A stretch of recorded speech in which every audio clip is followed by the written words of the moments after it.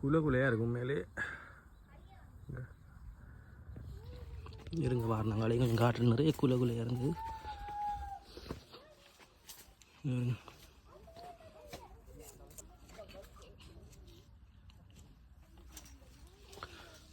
இதெல்லாம் கொஞ்சம் சின்ன சின்ன இருக்குது.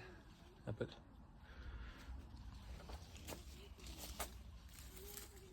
கொய்யாப்பழம் தான் இருக்குது. உண்மையிலேயே கொய்யாப்பழம் மாதிரி தான் இருக்குது எனக்கு.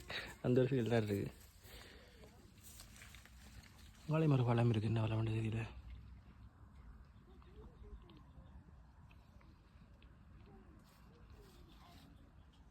பிஎஸ் மாமாவோட தோட்டத்தில் எடுத்த உருளைக்கிழங்கு.